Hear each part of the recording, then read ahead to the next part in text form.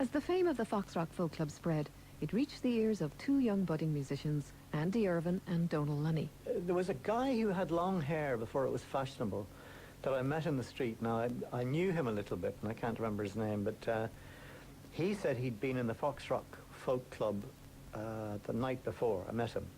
And I said, well, what's that? And he said, you don't know about the folk clubs? I said, no, I don't know. He said, well, there's one in Eccles Street, and there's this one in Foxrock, and there's another one somewhere else, and whatever. Would you like me to try and get you gigs? And I said, yes. Because in those days, all the work you could get was required. And shortly after that, I got a phone call, maybe from Clodagh or somebody like that, and I was booked. March 1971, I think it was. A mere 36 years ago. Average sailor who comes on shore and spends all his money on drinking women, just like everybody else does. And when his money's all gone, he has to go to sea for more. It's called Jack Tar.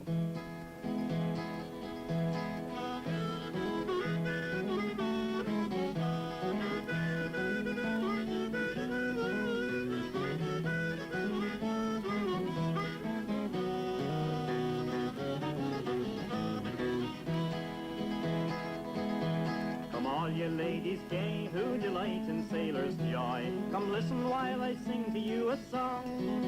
When Jack Tar he comes on shore with his gold and silvery store, there is no one can get rid of it so soon.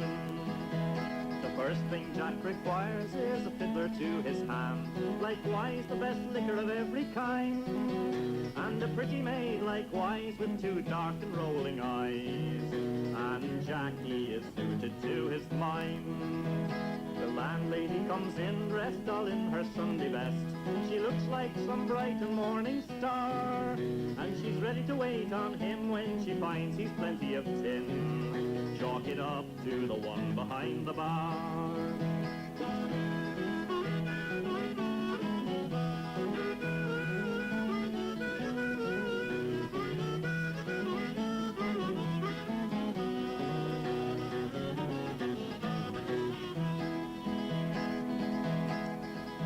Jack's money was all gone and his friends they had all flown. The flash girls departed for another, and the landlady she cried, pay a score and get outside, for your cargo's gone and you've hit stormy weather.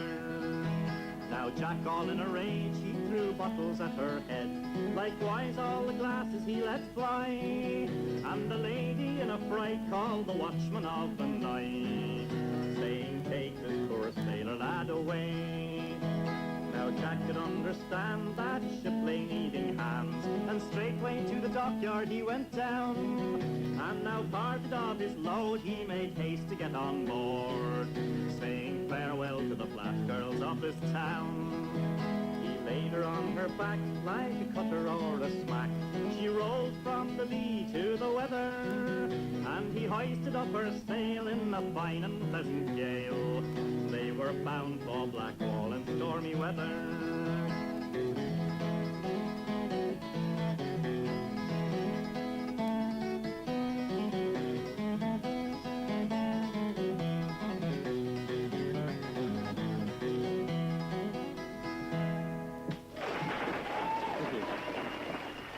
I didn't have a car at the time, you know, getting there was all, you know, a long way out of town and stuff like that, you know, so I didn't go there as often as I went to the other places, which one could stumble to from the pubs.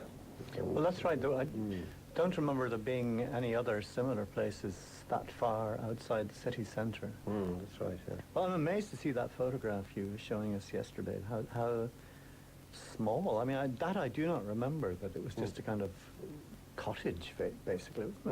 I remember that I would get there quite early and tune up my instruments, leave them behind, and I would go to the magic carpet, and I would have a couple of pints, and I would float back later and perform towards the end of the night. And I do remember the audience as being wonderfully enthusiastic people, and I think they were of a fairly youthful age, where they were, no, maybe they were a mixed bunch, I can't remember, but I always enjoyed that gig. They listened and they were very appreciative of one's efforts, and I think the money was probably a pound or two more than one got elsewhere too.